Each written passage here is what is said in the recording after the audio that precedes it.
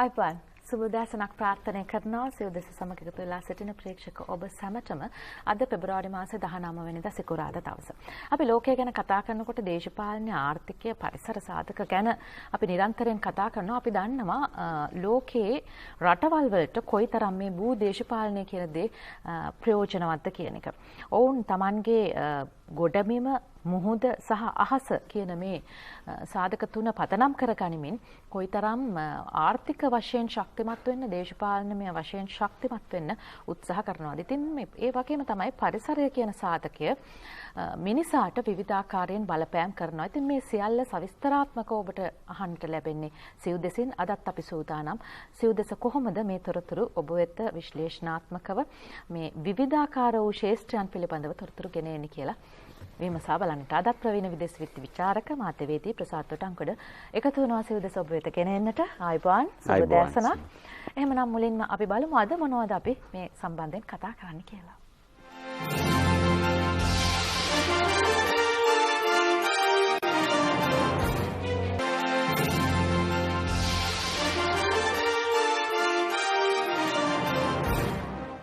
බොහෝ විට ලෝකය ගැන කතා කරද්දී ව්‍යසනකාරී දේවල් තමයි වැඩිපුර අහන්න දකින්න ලැබෙන්නේ, කතා කරන්නට සිද්ධ වෙන්නේ. නමුත් ඒ අතර යම් යම් සාර්ථකත්වයන් පිළිබඳවත් අපිට කතා කරන්නට හැකි වෙනවා.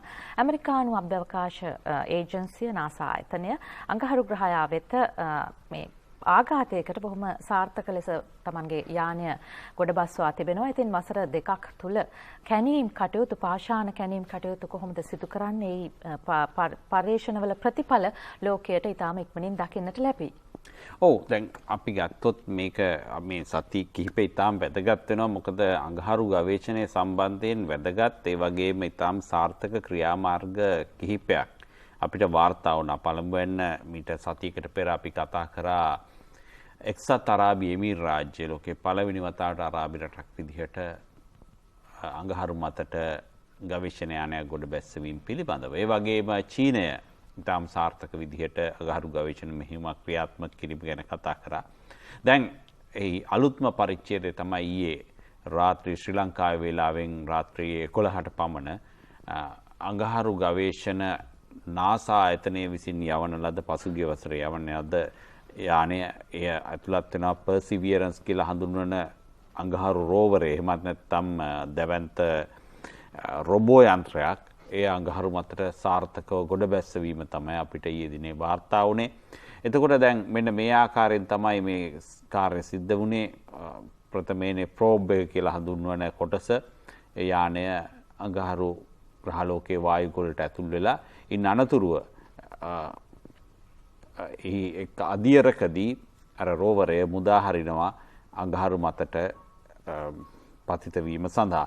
මේක තමයි ඇත්තටම ඕනෑම අභ්‍යවකාශ මෙහෙයුම විශේෂයෙන්ම අඟහරු ගවේෂණ මෙහෙයුම්වලදී ඊටාම තීරණාත්මකව මොහොත. දැන් NASA ආයතන විද්‍යාඥයන් පවා ඊටාම දැඩි අපි විවෘත කම්පනයකින් බයකින් හිටියා මේ අවස්ථාව සාර්ථක වෙයි කියලා. මොකද මේ අවසන් විනාඩි කිහිපේ ඊටාම තීරණාත්මකයි. මොකද යම්කිසි ආකාරයක පැරෂුටේ ක්‍රියාත්මක වීම පිළිබඳ ප්‍රශ්නයක් ඇති වුණොත්, එහෙමත් නැත්නම් નિયમિત වේගයට වඩා දැන් එක අවස්ථාවකදී රෝවරය පැරෂුටේ ඒ රැගෙන යන යානය මගින් රෝවරය රොකට් යන්ත්‍ර කිහිපයක් යොදාගෙන ඒ අඟහරු ග්‍රහයා මත ජෙනීරෝ ආවාටයට පතිත වීමට සලස්වනවා.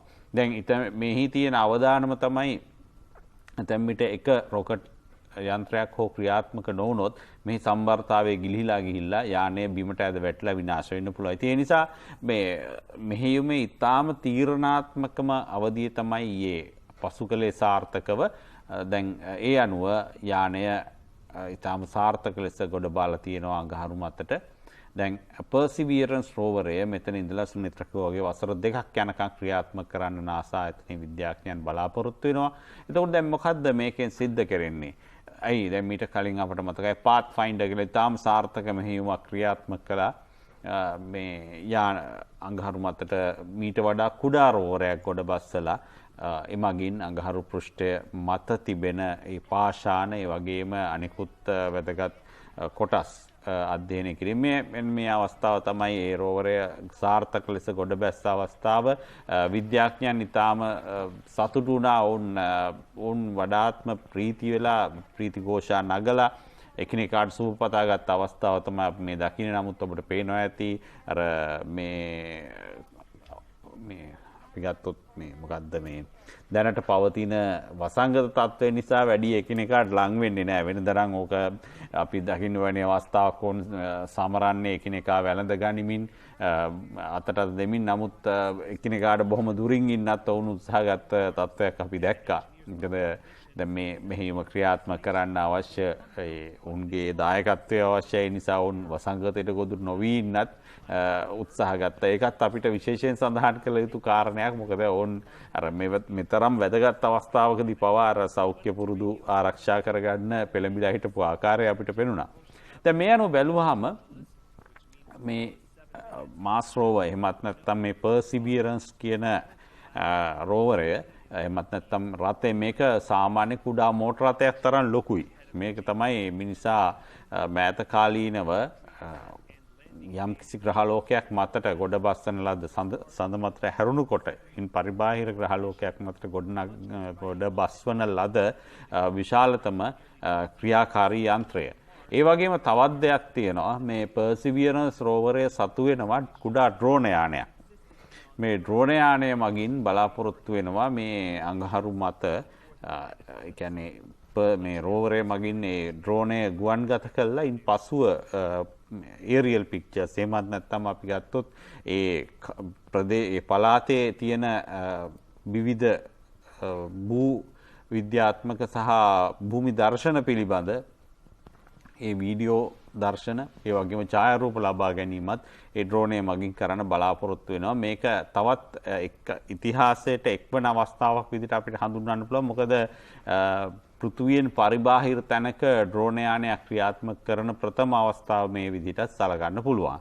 එතකොට දැන් මේ වෙනකොට මොකද්ද නාසා විද්‍යාඥයන් කරන්නේ? ඔවුන් මේ වෙනකොට අර ගොඩබස්වන ලද යානයේ දුරස්තව ඉඳගෙන ඔවුන් පරීක්ෂා කරගෙන යනවා සියලුම පද්ධති ක්‍රියාත්මක. දැන් සාමාන්‍යයෙන් මෙවැනි ගොඩ බෑමකදී යම් අපි අර කිව්ව අවදානම් සහගත අවධියේදී යම් කිසි ආකාරයක ෆේලියර් එකක් වෙන්න පුළුවන්. පොඩි සිස්ටම් ෆේලියර්ස් එන්න පුළුවන්. ඒ පිළිබඳව මේ වෙනකොට පරීක්ෂා කරමින් පවතිනවා. එතකොට දැන් මේ තවත් එක් විශේෂ අධීරක් වෙනවා මේ අඟහරු ගවේෂණේ. ඒ වගේම මේ දැන් ගොඩ බැහැලා තියෙන ජෙනීරෝ ආවාටේ වැදගත්කම මොකද්ද? මේ ජෙනීරෝ ආවාටය මම හිතන්නේ අපි කලින් ග්‍රැෆික් දර්ශන කිහිපයක දැක්කා ජලය තියෙන මහා ජලාශයක ස්වභාවය.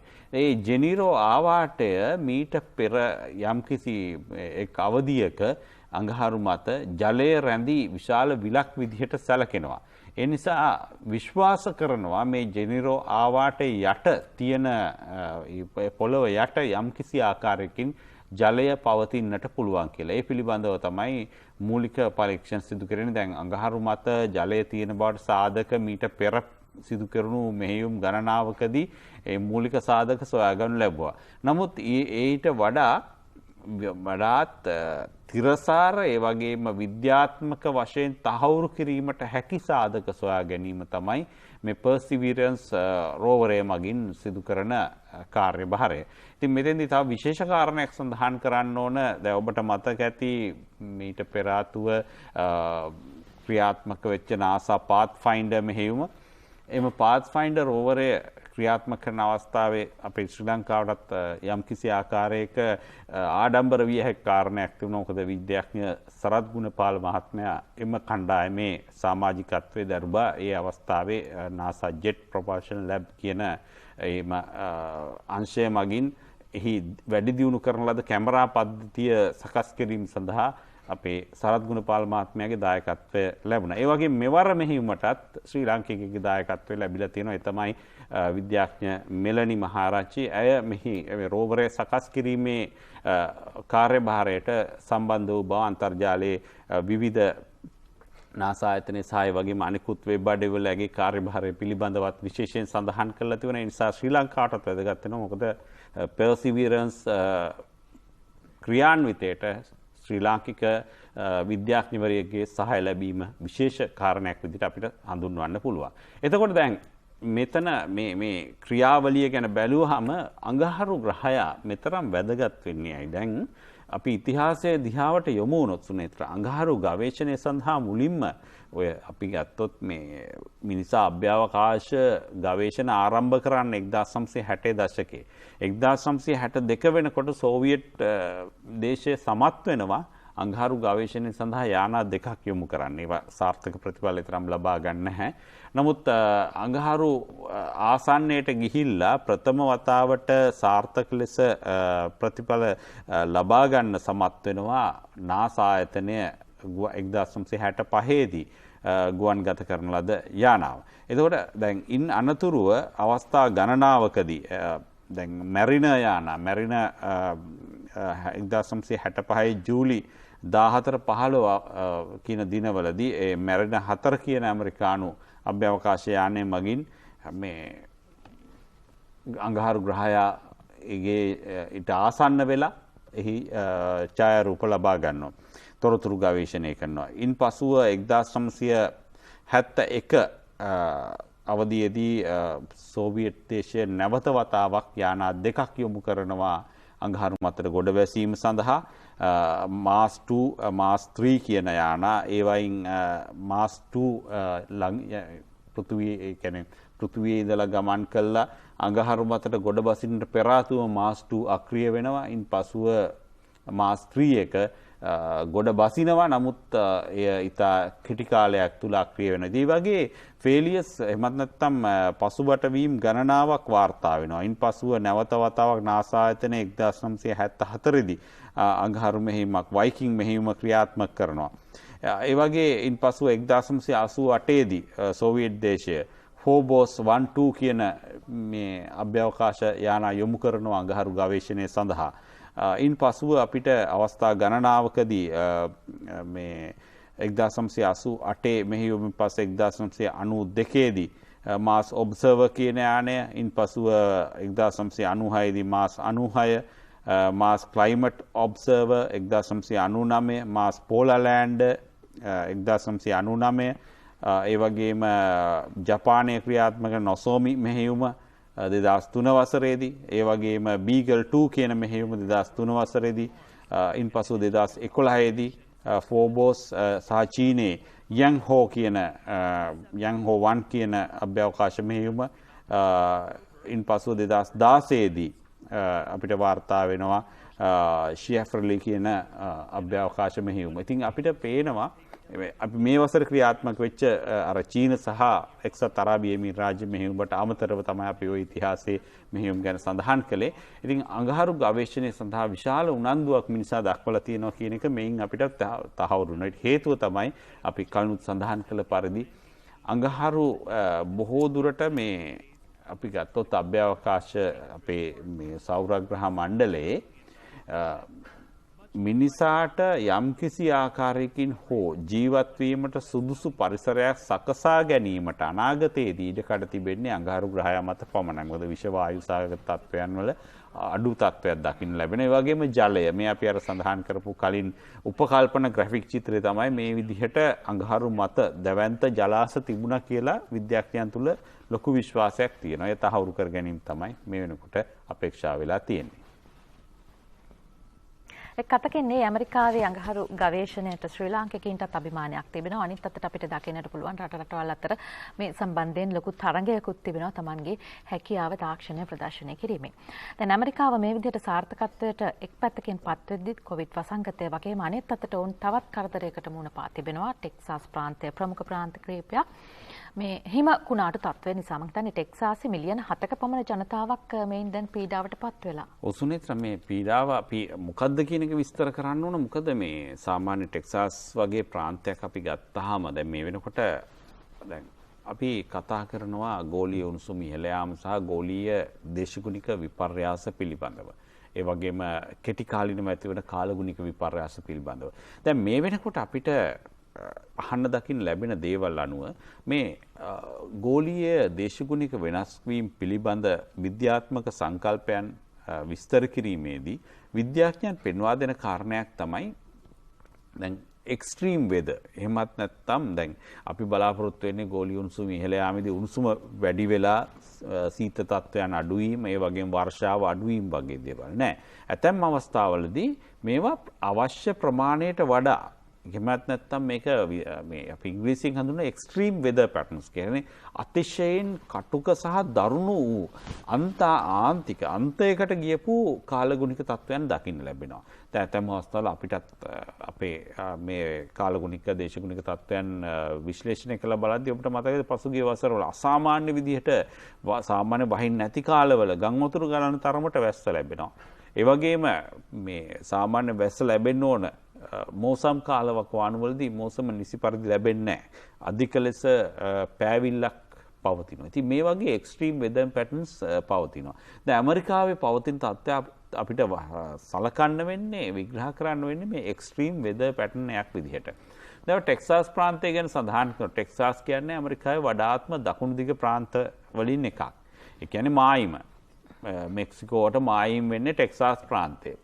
ටෙක්සාස් ගත්තාම දැන් ඔය ඇමරිකාවේ වඩාත් දකුණු නිරිත දිග පැත්තට වෙන්න පිහිටලා තියෙන්නේ.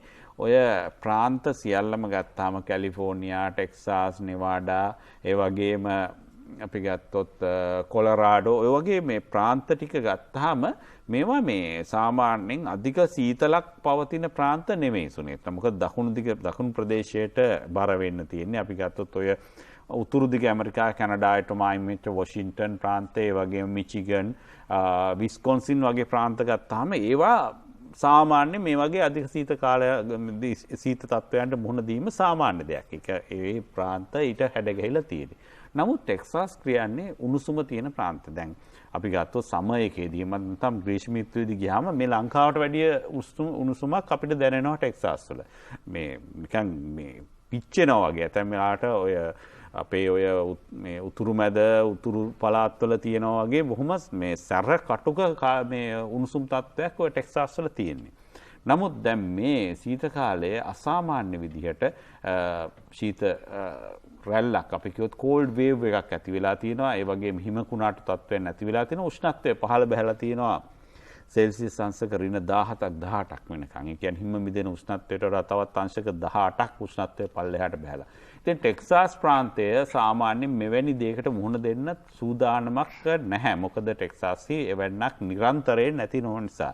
ඇතැම් කාලවල සුළුවට හිමිවැටීම් වාර්තා වෙනවා. නමුත් මේ වගේ අධික සීතල කාලගුණයක් කෝල් ස්පෙල් එකක් මෑත කාලීනව වාර්තා වෙලා නැහැ. ඉතින් මොකද වෙලා තියෙන්නේ? සුනේත්‍ර කිව්ව විදිහට ලක්ෂ 70කට අධික ජනතාවට මේ වෙනකොට ඍජු මූලික පහසුකම් අහිමි වෙලා නැහැ. ඇයි එහෙම වෙලා තියෙන්නේ? පළවෙනි කාරණය දැන් මේ ආකාරයෙන් හිම වැටෙද්දී විදුලි බල පද්ධතිය විදුලි රැහැන් පද්ධතිවල හිම බැඳෙනවා. හිම බැඳිලා වයර් පද්ධති ඒවයි බර වැඩිකමට කඩා වැටෙනවා. මොකද ඒවා අර මෙවැනි හිම සහිත තත්ත්වයකට මුහුණ දීමට සුදුසු ආකාරයෙන් සකස් කළා නැහැ. ඊළඟ කාරණය වෙන්නේ හුඟක්ම දැන් මේ වෙනකොට දේශපාලනික ප්‍රශ්නයක් බවට පත් වෙලා තියෙනවා. මොකද ඇමරිකාව තුළ ඩෙමොක්‍රටික් සහ රිපබ්ලිකන් පක්ෂ අතර තියෙන ලොකු සංවාදයක් තමයි මේ ඩෙමොක්‍රටික් පක්ෂයේ නිරන්තරයෙන් මේ රිනියුවබල් එනර්ජි එහෙමත් නැත්නම් මේ සුනිත්‍ය බල ශක්තිය ගැන විශ්වාසය තියෙනවා.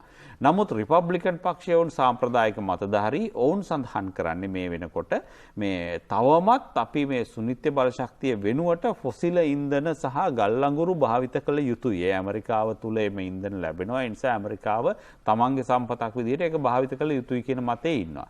දැන් මේ වෙනකොට ටෙක්සාස්හි පවතින තත්ත්වෙම ටෙක්සාස් බොහෝ දුරට ප්‍රදේශ රැසකට මේ සුනිත්‍ය බල ශක්තිය යොදා ගන්නවා. විශේෂයෙන්ම සූර්ය ශක්තිය මොකද නිරන්තරයෙන් ටෙක්සාස් වලට අවුව පායන නිසා සූර්ය කෝෂ පද්ධති බහුල වශයෙන් යොදා ගන්නවා. ඊළඟට සුළං විදුලි ජනන පද්ධති. දැන් මේ විදුලි ජනන පද්ධති දෙකම මේ වෙනකොට අක්‍රිය වෙලා තියෙනවා. ඒ කියන්නේ සුළං ඔබ දන්නවා සුළං විදුලි බල පද්ධතිය අර දැවැන්ත අවරෝධය කැරකෙන්න ඕන සුළං විදුලි බල ජනනය කරන්න. නමුත් හිම බැඳිලා ඒ අවරෝධ අවහිර වෙලා තියෙනවා. ඒවා කැරකෙන්නේ නැහැ. ගල් වෙලා තියෙන්නේ. ඊළඟට හිම වැටිලා සූර්ය කෝෂ පද්ධති සම්පූර්ණයෙන් වැහිලා ගිහිල්ලා තියෙනවා. දැන් මේ වෙනකොට අර ඒ නිසා සුනිත්‍ය බල ශක්තිය වගින් උත්පාදනය කරන බලය ලබා ගන්නට බැරි වෙලා තියෙනවා. ඒ නිසා මේ වෙනකොට ටෙක්සාස්හි පවතින්නේ විදුලි බල සැපයුම අඩාල වෙච්ච තත්ත්වයක්. එතකොට හිතා ගන්න විදුලි බල සැපයුම අඩාල වුණාට පස්සේ මෙවැනි අධික සීත කාලගුණික තත්ත්වයක් යටතේ මොනතරම් අසරණ වෙනවද කියලා එකක් තමයි උණුසුම සපයා ගන්න බෑ. ඒ කියන්නේ හීටර්ස් වැඩ කරන්නේ නැහැ. ඊළඟ කාරණේ තමයි අඩු ගානේ Tamanට ආහාරයක් පිස ගන්න ඒ වගේ දෙයකටත් අවශ්‍ය බල ශක්තිය. මොකද ඇමරිකානුවන් බොහෝ දුරට විදුලි බල ශක්තිය භාවිත කරන්නේ නිවෙස්වල ආහාර පිසීම් කටයුතු සඳහාත්. ඒ නිසා විදුලි බලය නැතිවීම ඔවුන්ට ආහාර පිස ගන්නකොට මොකද දැන් ඊළඟට ජල නල පද්ධති අවහිර වෙලා තියෙනවා හිම මිදීම නිසා.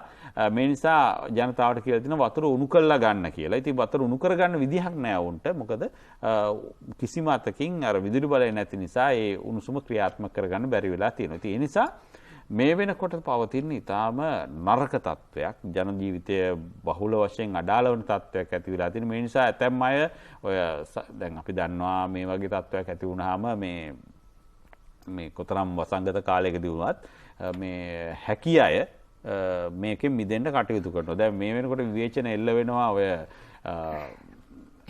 මේ රිපබ්ලිකන් සෙනෙට් සභිකයන්ට ඔවුන් මෙක්සිකෝවට ගිහිල්ලා තිනවා තමන්ගේ පවුල්වල සමාජිකයන් එක්ක. ඒ ගැනත් දේශපාලනික සංවාදයක් තියෙනවා. ජනතාව මේ ආකාරයෙන් දුෂ්කරතාවලට මුහුණ දෙද්දී අර මායිම පැනලා මෙක්සිකෝවේ මෙවැනි තත්ත්වයක් නැහැ. මෙක්සිකෝවට ගිහිල්ලා සැපසේ සිටීම් පිළිබඳව මේ වෙනකොට චෝදනා එල්ල වෙනවා ඇතැම් මේ മന്ത്രിවරුන්ට. මෙවැනි ව්‍යසනයකදී ජනතාවට පූර්ව දැනුම් දීම් කරන්නට පුළුවන් මේ ආරක්ෂා වෙන්න. නමුත් පරිසර පද්ධතිය තුල ඉන්න සතුන්ට කොහොමද මේ ආරක්ෂා වෙන්න පුළුවන්ද? දැන් එවැනි ප්‍රවෘත්තියකුත් අපිට අහන්න ලැබෙනවා. ඔව් මේකත් අපූර්ව කතාවක්. මේ BBC වෙබ් අඩවි තමයි මේක වාර්තා කරලා තිබුණේ. අනිකුත් මාධ්‍ය ඔස්සේත් අපිට මෙහි දර්ශන ලැබුණා. මේ දැන් හිතන්නකෝ සම්පූර්ණයෙන් මිදෙන විලක ජීවත් වෙන සතුන් දැන් විලේ අපි ගත්තොත් ඉහළ මට්ටම මිදෙනවා. නමුත් පල්ලෙහා කොටසේ මසුන්ට ජීවත් වීමට ඉඩකඩ තියෙනවා. මොකද නිරන්තරයෙන් ජලය පවතින්නේ විලක් මිදෙනකොට අපි විද්‍යාව හදාරනකොට දන්නවා උඩ තට්ටුව මිදුණත් පල්ලෙහා ටික සෙල්සියස් අංශක 4ක මට්ටමේ තියලා ඒ ජලය පවතින. ඒ නිසා තමයි ඔය උත්තර ද්‍රව ප්‍රදේශවල පවා ජීවය තියෙන්නේ සාගර යන්නේ. නමුත් දැන් මේ වගේ අධික සීත කාලගුණික තත්ත්වයක් යන සාමාන්‍යයෙන් කියන්නේ මිනිසා විසින් සකස් කරන ලද පොකුණු වල ඉන්න සතුන්ට ලොකු බලපෑම් එල්ල වෙලා තිනවා. ඒ වගේ කාරණයක් තමයි අපි කතා කරන්නේ. මේ අධික සීත කාලගුණික තත්ත්වයක් එක්ක මේ විශේෂ මෙහෙයුමක් ක්‍රියාත්මක කරන්න වෙලා තියෙනවා මේ ඉබ්බන් බේරා ගැනීම සඳහා.